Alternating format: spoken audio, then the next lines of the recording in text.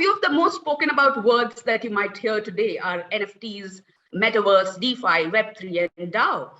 So what is the fuss all about, and how is this the new big deal for a Web3 venture? So let's find out a lot about DAOs. Taking the floor right now is a name you couldn't have missed if you're a Web3 enthusiast who's active on Twitter, and especially with Twitter Spaces. Growth lead at Odyssey DAO, which is a learning DAO that creates quality and free Web3 education. Give it up for Bernardo Faro, or very lovingly known worldwide as Bernie. Bernie, it's an absolute honor having you with us here, and over to you for all you have to share with us and our community out here. Hey, Ananya, and yo, how is everybody on the audience? Amit, also thank you for the introduction. You are awesome. You are a great man. And how is everybody here on the Polkadot India community ecosystem?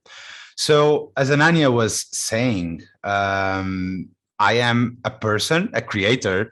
So over the past 3.5 years, and perhaps starting with a bit of context about me, over the past 3.5 years, I've been working at Deloitte. Okay, so for those who doesn't know Deloitte is one of the biggest consulting firms out there. Is a huge professional services company. It also exists in India, so I believe most of you, or at least some of you, may have heard. And over the past 3.5 years, I've been working at Deloitte, where I have been helping billion-dollar banks go through their digital transformation programs. So million-dollar transformation programs. They are trying to step into the game of becoming more technology-centric and how to do better things in terms of servicing their clients and all of that. Okay. And at the same time, this passion for blockchain, all things crypto, all of that, it started to emerge inside me like something like a fire, you know. So some of you may have been through the same journey as I. And so the first step was really to start to learn about crypto, and then what is the crypto world, the DeFi world, and all of that. But suddenly, over the past couple of years, from crypto, things started to happen and to grow. And nowadays we call it Web3 because it is the next stage of the internet. So here I am nowadays, and I'm currently leaving Deloitte to go full time into Web3. Okay, so before you all think that I'm crazy or something like that, let me just give you some context on what Web3 is, not because you don't know it already, but just on what is fascinating about Web3. And then let's jump into DAOs. Let's talk about my journey until the Web3 space. What have I been doing? What is Odyssey DAO? What is my scope as the growth lead at Odyssey DAO? What are some of our plans? And then perhaps let's make some questions. Okay. So Ananya, let me know if I'm going well, if you are hearing me well, and if I can start here with all things that I have to share. Absolutely, absolutely. Go for it. It's all good. Okay. Perfect. So let's start. So first of all, Web3, and because I assume most of you may know already what Web3 is. So this idea of a decentralized internet. So after so many years, we know already the community-centric side of Web 1.0. So during the 90s, when Web was the new thing, the coolest thing on the market, we had a bunch of different communities. So a lot of different communities of people spread across the world, building things on top of the new thing, the internet. And it was mostly about reading stuff. Okay, so we had a website, and most of us, we were only able to read information. And that is the Web 1.0 first stage. And then the Web 2.0 raised as a new interactive way of providing data, having some sort of experience, and having this transaction in terms of services and value that was both created and shared with us as users from startups and tech companies. But the thing with Web 2.0, the real problem, is that Web 2.0 is mostly about subscription type of businesses on one side, or tools and SaaS, but on the other side, the biggest infrastructure that allowed us to grow is all fueled or pumped by advertisement. So nowadays, what we have seen is that our data has been shared as a product itself to the advertisement companies and industry, so they can make a profit from ourselves. And as you all know already, this raised a bunch of problems, a lot of problems, both on privacy issues, both on a lot of moral and ethical problems. So that wasn't the way of going forward. And suddenly in 2008, as we all know already, Satoshi came up with the Bitcoin, and beneath the Bitcoin, the blockchain, the decentralization power of the processing power, the ability of sharing information in a common ledger that we all know allow us to be all on the same page and share value. And the cool thing with blockchain is that it emerged with the power of Web 1.0 community-centric thing. So a lot of communities of people spread across the world coming up together to build new projects on top of blockchain. And at the same time, the scalability that the Web 2.0 infrastructure allowed us to reach, so that's why, for example, nowadays Web3 is so fast. That's exactly the why. It is so fast because all the infrastructure, the ability to start adopting new products, it has been built. We have been building that infrastructure powered by communities and products and companies over the past 20 plus years. And so suddenly we have to come up with new ways of organizing these communities, aligning the incentives between these people who want to contribute into a certain project, and at the same time make sure that we all make some profit out of it. Because yes, we all have to pay for our time, to our bills, and have some sort of career and find what is our passion in terms of contribution. So the cool thing here is that we came up with the DAO. Okay, and DAO is the centralized autonomous organizations. Okay, and it has a bunch of cool things that I really want to break it down to you. So the first one is the decentralization part of a DAO. Okay, so a DAO is an organization where its bylaws and the way of working is written on smart contracts. And as smart contracts are on blockchain, that means that a DAO is decentralized since its first day. Okay. But what does it mean being autonomous? So an organization that is autonomous is an organization that doesn't need, for example, offices to run. It can vote, for example, for different proposals and things on what to do in terms of next steps, roadmap, vision, how to come up with all of that together in a way that an organization which is already decentralized can be autonomous. And that's where smart contracts get in. Okay, so they are powering all these DAOs because every DAO lives with a community, and that community can have some tokens. And with those tokens, they can then make part of the governance of the DAO. So they can, for example, vote on different proposals. So let's see an example. Let's see that Facebook or Twitter or even Google, if they were a DAO, how would that work? Okay, so nowadays what we know is that there's a core team of founders, the C-levels, the executives, who have all the vision, they take most of the decisions, and they move forward on what is their vision and roadmap and what they want to accomplish. Okay, but if it was a DAO, what would happen is, for example, the core team, the executive team, the founders would ask the community, in terms of A and B, what is the type of the next step that people want to take in order to accomplish the vision and the mission of the company. Okay, and instead of everything being decided in closed doors with 5 or 6 people, now communities can vote on the vision of the company. And as every DAO has a token. What it happens also is that by contributing, you also can get some of those tokens. And so if the token raises in value, increases in value, that means that over time, you not only have the power to influence the vision and roadmap of your DAO organization, okay, but also you can make a profit from being involved, like almost having shares of the equity of a company since day one.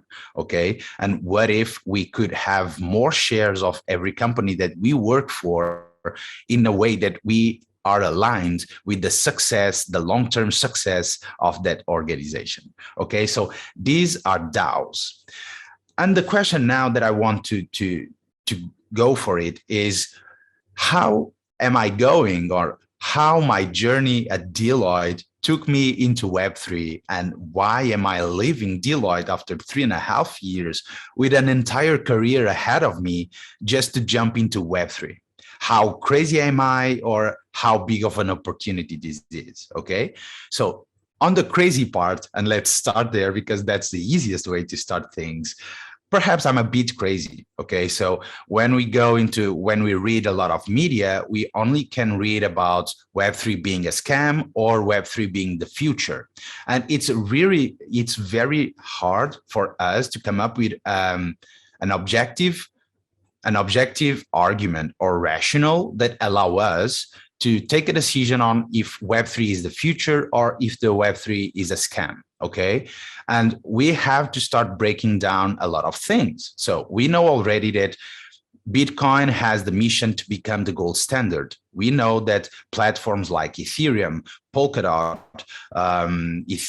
Solana, and many other projects, beneath their tokens, we see a lot of developers and communities providing their intelligence, people extremely smart, working hard to provide value. So what we can also see is that the increase in price of a certain token is also the increase in value of that project. Okay, so if we take all the media noise from the equation, what we can see is that actually Web3 has a lot of value, a lot of people very smart, working very hard to come up with a lot of solutions. But also we can state that, hey, okay, Bernie, but there are a lot of scams. And yes, unfortunately, there are still a lot of scams, but there are already a lot of scams on Web2. And even on our current days, on our day-to-day life, there are a lot of scams. So yes, we have to be cautious, okay, about also a lot of projects on Web3. And another thing that I really want to go into is, okay, so if I'm not crazy and if I understand the value that a lot of teams are trying to build on top of what is a decentralized internet, the Web3 kind of way and vision and future, so why am I going from Deloitte to becoming completely unemployed, come up with my own project, which is a project that I'm currently building on top of blockchain and whatever for content creators, and we can discuss that later. But why am I doing that? And why should you also think about that if you want to pursue Web3? Okay, so the first thing is that from now on, I don't need to necessarily apply to different companies and go through the visa process and all that boring stuff. I can simply apply to a DAO and start working immediately like a freelance, but with also no friction on the onboarding side, okay? And as everything can be paid with Bitcoin and other coins, that means that I have no problems regarding visa and being an employee on another country and all of that. So suddenly I'm leaving Deloitte Portugal to go into an ecosystem of jobs worldwide, okay? But also, because I truly believe in what we are trying to achieve in terms of a technology, okay? And I believe it so much that I got involved with a lot of people, so a couple of people that I've met on the internet to come up with, for example, Odyssey DAO, okay? And why? Because we believe that actually Web3 is missing a very important piece. And the piece that Web3 currently is missing is education. Because most people, there is so much noise on the internet right now. If you start searching on Google or any other web search browser, you will find a lot of noise regarding Web3. And that's why we have come up with Odyssey DAO. Okay, so this is the type of project that I truly believe. And what is Odyssey DAO? Once again, so Odyssey DAO started with Peter Young. Peter Young has been writing for the creator economy for years. He's a product lead at Reddit, and he came up with the idea of, hey, let's try to build a website where we can come up with a lot of content to help people on board to Web3. Okay, so our mission is to reach 1 million people and help 1 million people transitioning to Web3, and not necessarily just because they learn and go through our paths, but mostly because they can land a job. So that's the type of gap, that's the type of chasm that we are trying to cross. Okay, is to help people through education to better understand about Web3 as good or as easy as possible, so they can get a job into a Web3 startup or a Web3 company, Web3 protocol, Web3 whatever. Okay, so this is the mission behind Odyssey DAO. And Odyssey DAO started already exactly with the premise that it is built for Web3 in a Web3 way. So a bunch of people spread across the world working together, being paid with tokens, contributing as much as possible to accomplish a certain mission. And for example, that's why me, the growth lead at Odyssey DAO, my mission on the Odyssey DAO scope or overall mission is to come up with a solid plan of spreading the word. Okay, so coming up with a growth plan that allow us to, over the next couple of months, to reach as many people as possible with our content, and then bring those people into our website so they can start learning, can start go through our paths of knowledge, and then land a job. Okay, so in terms of my own thing as growth lead at Odyssey DAO, my job, let's call it that way, that's part of the mission that I have, is to grow Odyssey DAO in terms of adoption, in terms of more people coming to our website, having more people subscribing our newsletter, having more people reading and learning from our content, the content that we produce. And in terms of next steps, the type of plan that we are trying to sketch here, to draw on here, is, for example, how to start a LinkedIn account for Odyssey DAO. What are some of the languages that we have to translate our content into so we can reach more people? So many things that currently I have to think through on how to grow Odyssey DAO so we can accomplish our mission of bringing 1 million people into Web3. Okay, so this is part of my journey, who I am, what I have been doing, and also a bit of what is Odyssey DAO. Okay, also what is my job and role as growth lead. So Ananya, let me know if I have any more time to perhaps make a deep dive into some of these topics, or if this is the moment where I shut up and pass the ball to the next. Sure, Bernie, you can totally go on. You have easily about 15 to 20 minutes more before we start the Q&A. So Okay.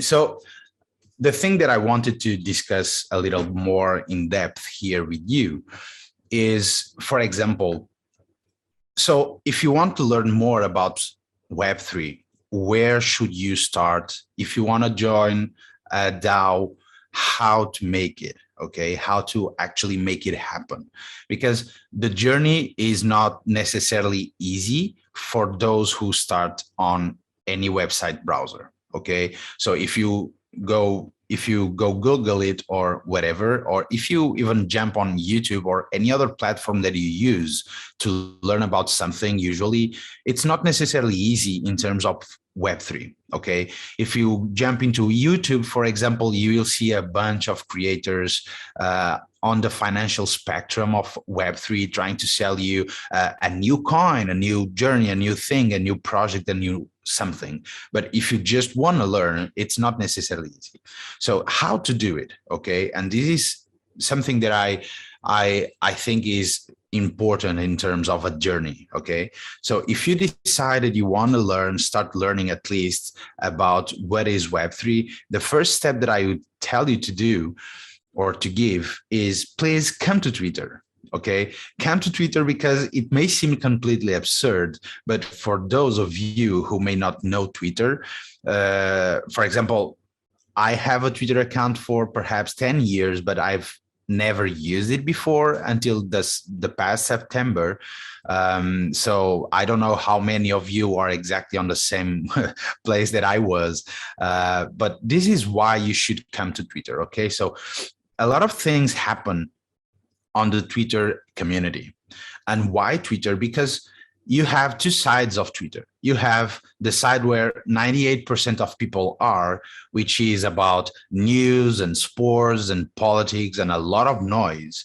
And there is the other side. The other side of Twitter is where 1 or 2% are, and those 1 or 2% are founders of startups, CEOs, CTOs, a lot of builders, a lot of makers, a lot of people creating stuff. Okay, and that's exactly where a lot of people from the Web3 community and NFT community and from DAOs, where they are. Okay, even Twitter nowadays, for example, it was the first social network to introduce a way of modern being able to monetize your content and profile through, for example, Bitcoins. And for example, even now, I think yesterday, they rolled out a new feature that allow you to use your profile picture NFT as your profile picture, okay, just by connecting your wallet. So as you can see, Twitter is making as much as possible,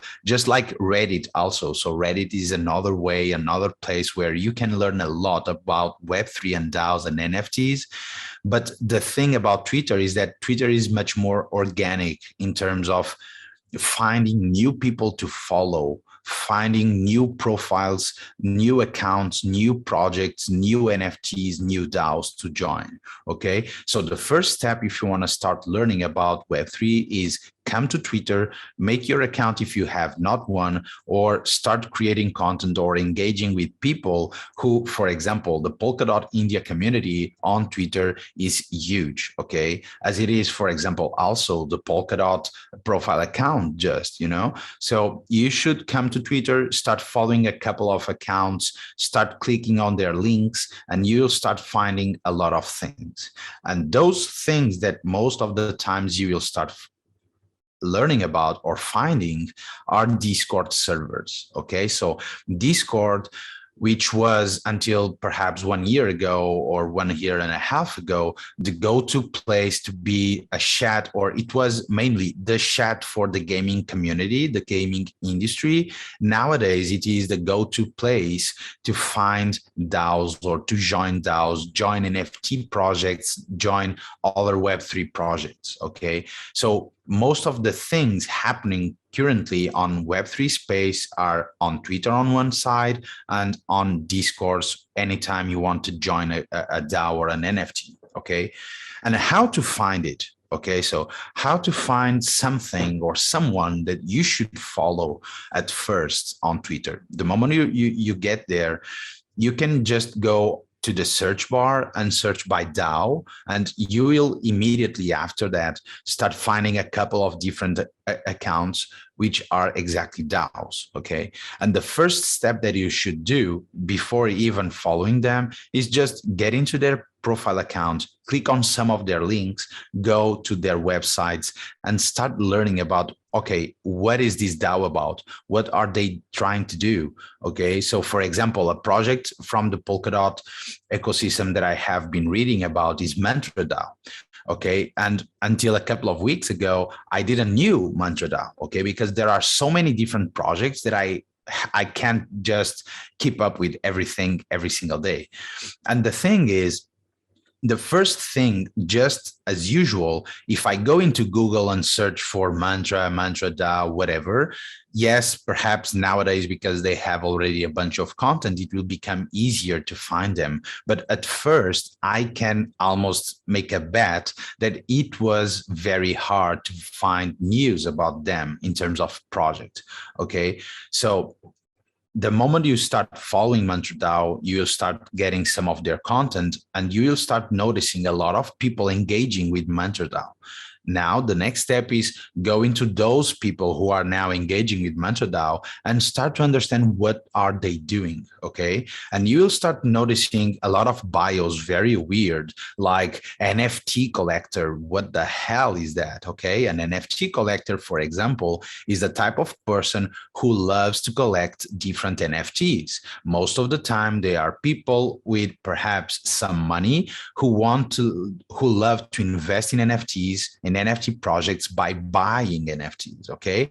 And then you will see, like, I'm into Web3, for example, Luna, okay? You may find in the bio of someone the Luna sign, and that means that that person is into the Luna ecosystem, a DeFi ecosystem built on top of Terra, okay? So suddenly you'll start noticing a lot of little attributes and traits of every one of these Twitter profiles, and you'll start following the right people, and you will start going through what we call the Web3 rabbit hole, okay? But there are other places where you can find content about DAOs and DAOs to join, okay? One of those is, for example, if you come to the Odyssey DAO account or website page, you will see there a lot of different things and DAOs and other projects that we also suggest to you, so you can enroll, apply, start working with them, and then you will see what you can come up with. Okay, so let me know if you have any question. I know we will allow every one of you to make questions, or at least we will have here sometime a Q&A session. So feel free to DM me even on Twitter if you want me. If you want to, you can find me also on Discord. So feel free to find me, to ask me whatever question you may have about how to join a DAO, how to start contributing to a DAO. And hey, by the way, I'm building a DAO myself with a co-founder of mine and a couple of friends too, and people once again spread across the globe. It will be a DAO to support people who want to become content creators, both full-time content creators and part-time content creators, and to give them the right community for them to find like-minded people who are going through the same journey. Okay, so if you are a content creator, if you are on the audience and really want to start contributing to a DAO, all of this is still very early. We are coming up with everything, the concept, what we want to do with the DAO and all of that. So if you really want to be at the moment of the birth and the starting point of a DAO, this is the good moment for you to join, okay? So yeah, once again, feel free. And perhaps, Ananya, I pass the mic to you, or isn't this the moment? Sorry. Yes, Bernie, I guess then, yeah, we have a long evening to go still. We'll be interacting some more with you a little later. But we have a couple of questions for you from the people out here. So let me just read it out to you, and probably you can take it from there. Of course. Yeah. Okay. The first one being, will DAOs be subject to taxation? Taxes. Okay. Yes, taxes. So let me give you a bit of inside information, okay?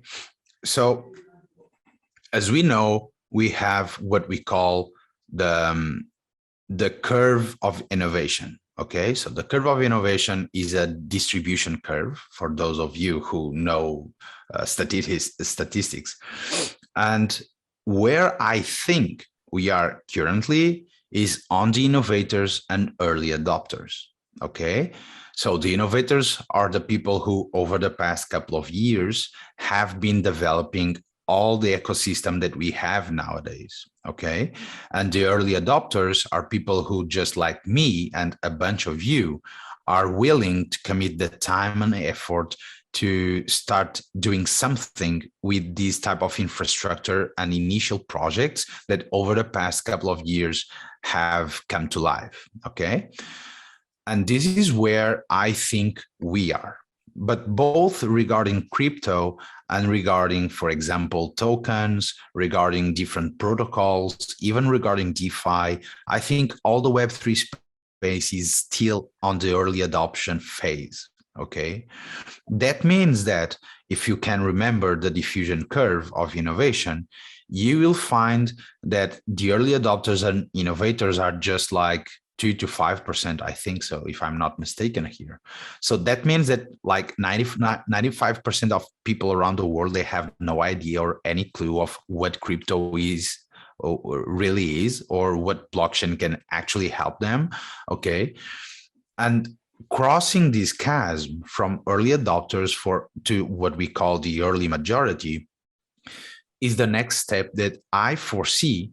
The only way to do it is through regulation and obviously taxation, okay? And why? Because nowadays, thanks to DeFi, we have suddenly the opportunity to, for example, lend money. So lend money to someone who we don't know, perhaps in the other side of the globe, and just to lend them some money for them to make something, okay? Yeah, here we are. So I think we are perhaps nowadays at the middle of the early adopters, okay? We have the innovators, the early adopters, and then the early majority. Crossing the chasm is going from the early adopters to the early majority, okay? And the chasm, because most of the projects out there, they die until getting to the early majority, okay? So, as I was telling you, when lending money from peer to peer in a decentralized manner becomes mainstream, something will need to happen to make sure that on one side, the lender doesn't lose its money, but on the other side, the rates that we practice, the money that is used by the end user is in some way accountable, okay? So big companies like Deloitte and others, and the European Union, so the institutions, they are currently working on legal frameworks on one side on how to make DAOs a legal organization, because most of the times you will see that DAOs nowadays, they have to be a foundation. The problem is that a foundation cannot make profit, so they always have to come up with a C Corp, a centralized version of a company, and come up with a DAO, and then the C Corp controls the DAO and back and forth. So we still need a legal framework so DAOs can become the new way of organizing a community or a company, okay, with a for-profit purpose. There are already some places like Wyoming in the States and some countries making some things there, but there's no legal framework that the world can recognize, okay? On the other side is all the regulatory framework where, for example, taxes come in, because the banks, the institutional banks that we know, they are paying taxes, okay? On any type of investment they make, they pay taxes on that.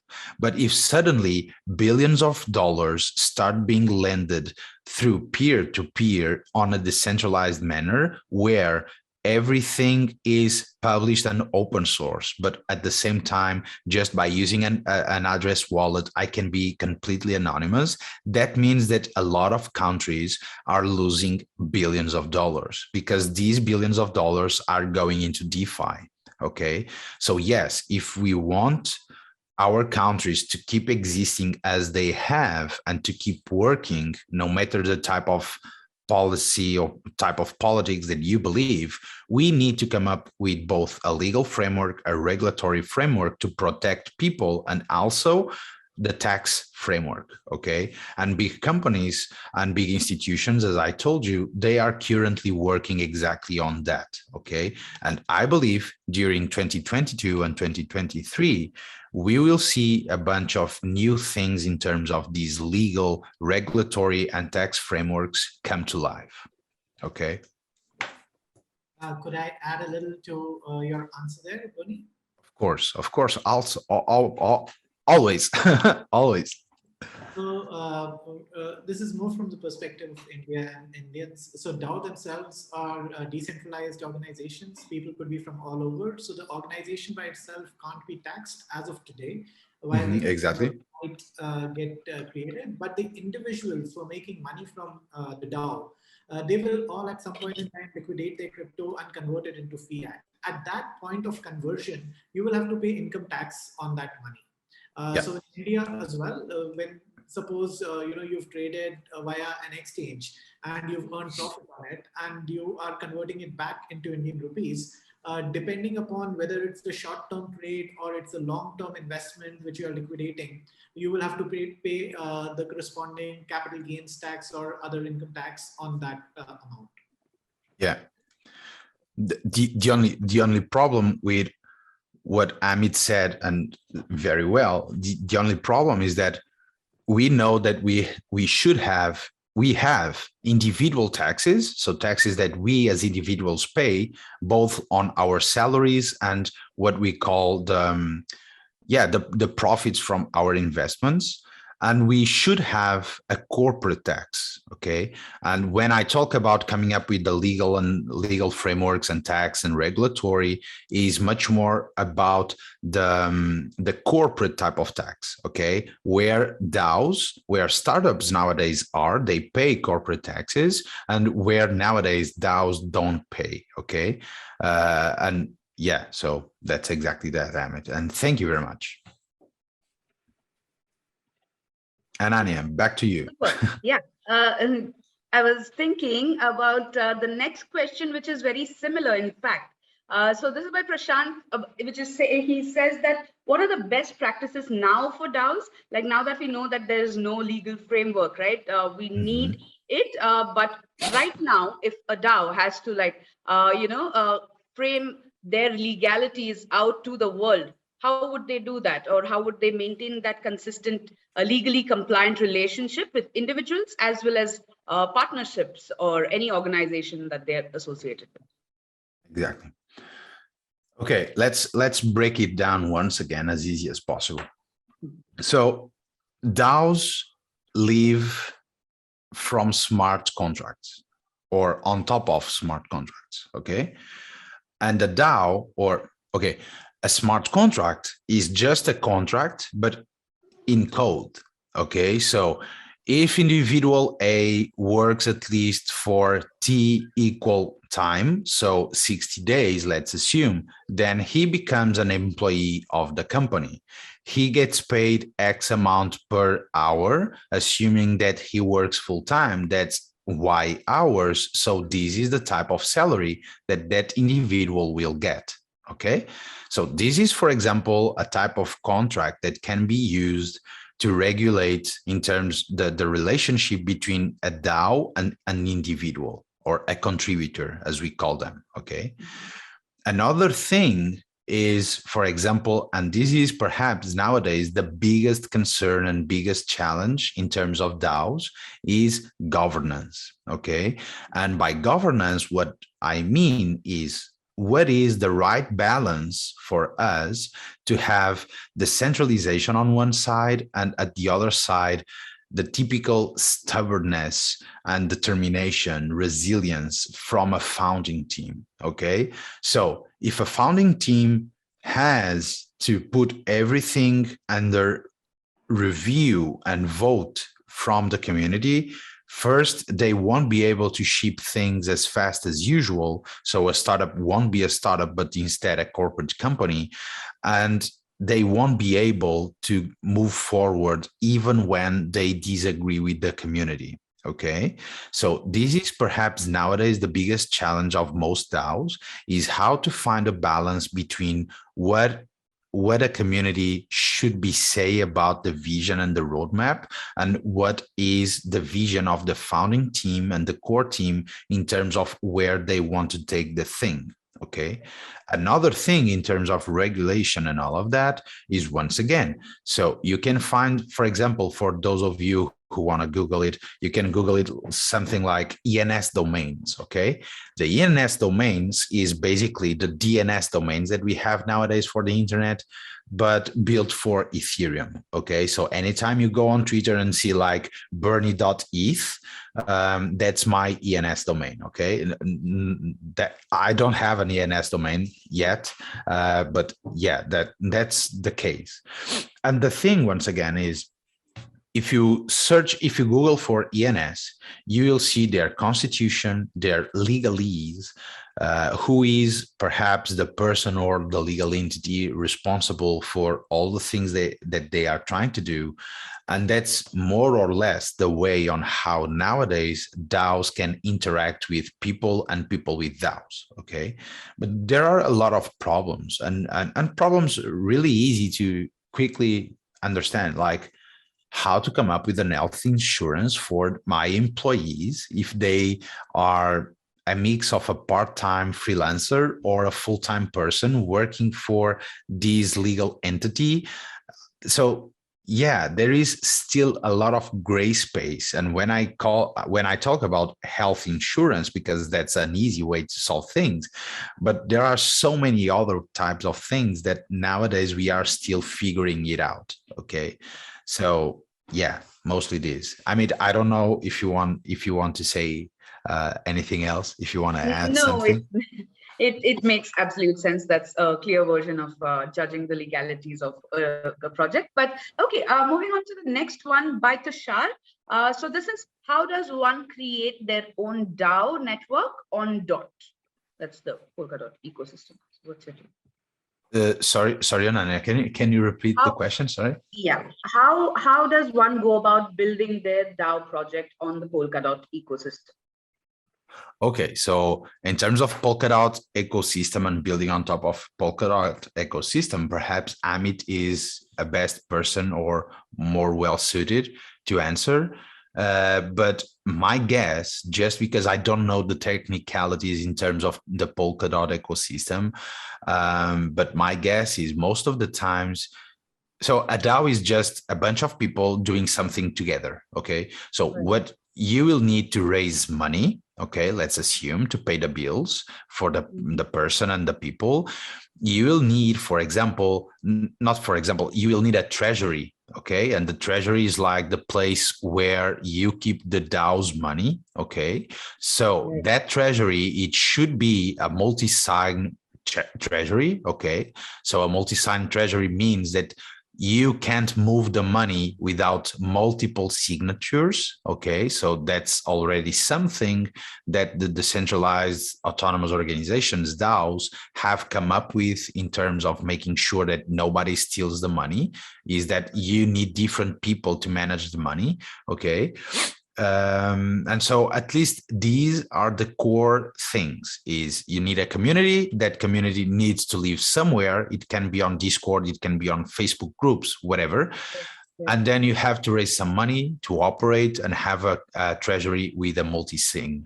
Okay, right. So these are the three stages. But in terms of technicalities on the Polkadot ecosystem, perhaps I can pass the mic to Amit, and Anya. Yeah. Sure. So I think Bernie covered it all over there. It's about first assembling your team. Once you've built your team, you would have to establish a protocol via which you want to solicit participation and how you want to engage the community in the decision making. Yeah. So usually people do an ICO. So you've built a core team, you have an idea, you've built some early traction, you've demonstrated a product. You would go to the community and say that, hey guys, we need some funds to continue this development ahead. You would issue them all tokens in lieu of money, an ICO or a crowd sale that you have done. Now they all are token holders. And in some way you can think of, call these people voters into your project. Thereafter, you can create your own Discord group, and involve them in various kind of decision making. However, it can become fairly refined, and you can take decisions and put these decisions directly on record it on a blockchain itself. So how Polkadot does it is, they have something called Polka Assembly, where different kind of proposals are posted by people and they can have discussions on it. It's a centralized system. It's not a fully decentralized system, but you can have elaborate articles with images and different roadmaps over there. Then you can actually state some Polkadot and pass a request, an allocation. For example, let's say you want, so part of Polkadot, the entire fund of Polkadot, part of it is kept for community development. And suppose you want to, you're doing some activity to do with community and you want to get a piece of this fund, you will create a proposal and stake a little bit of your Polkadot or DOT tokens, and publish it on chain. Small little amount of text, link it to the detailed text and proposal that is there on Polka Assembly. There will be people who have nominated themselves to be council members. These are the people who will be taking a decision on every proposal that is being submitted. Why do you have to put money or your stake your own dot? So that garbage proposals are not submitted by people. Only once there's enough skin in the game will people be mindful of what they're submitting. So I come over here, or Polkadot India, puts in like stakes about 100 dots, and they create this proposal, they submit it.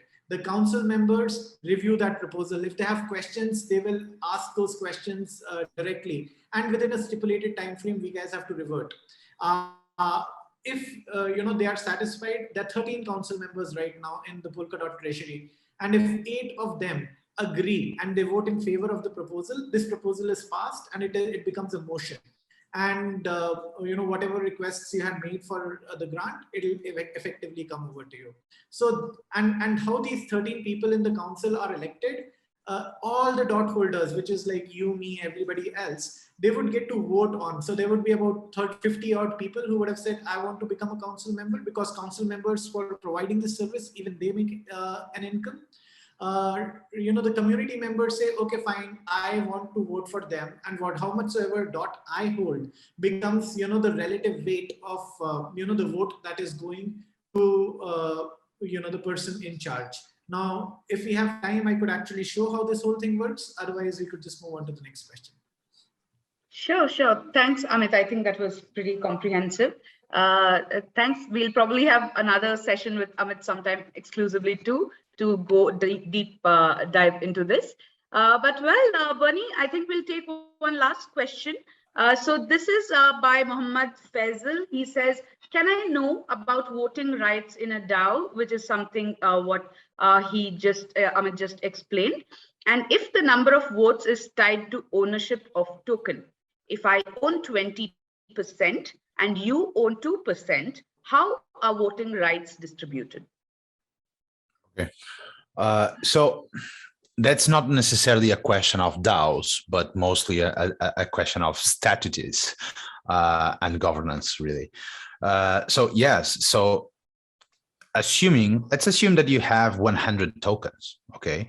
And all of these 100 tokens have voting rights. One token, one voting right. So if you have 20% and nobody else has more than 20%, then you will be the majority voter on whatever thing that you make as a proposal or voting moment, okay? And then you will have different people. So if you have 20, there are still 80%. And those people, they can vote according to what you have voted, or they can just vote in any other thing, for example, in opposition to what you said, okay? So I may say, for example, that I want to build a credit card on top of this DeFi protocol, and that should be the next product for our community. But people, the other 80%, for example, they may not see it as the next step. They perhaps don't like credit cards, so they are not trust, they do not trust, or they don't want to go into building that. So they will have to vote against me on that proposal. Okay. So yeah, rights is just a matter of governance, and not every DAO issues one token per one vote. And even with tokens, that doesn't mean that you have, for example, voting power in every single proposal. Okay. For example, there are DAOs who say that if you have less than 5 tokens or 5% of tokens, let's assume, if you have less than 5 tokens, you can only vote on these types of proposals. If you have 5 to 20, then you can vote on these type of proposals. If you have more than 20, then you can vote on these type of proposals, okay? Making the DAO less flat and more hierarchical, but at the same time, making sure that everybody can be involved in what they are trying to do and achieve together, but not making the voting moment a problem in terms of pursuing things, pursuing goals, and achieving those goals. Okay. And Anya, yeah. That makes absolute sense, Bernie. Thank you so much, Bernie. So this was a great start to the evening, and we hope to talk a lot more with you very shortly.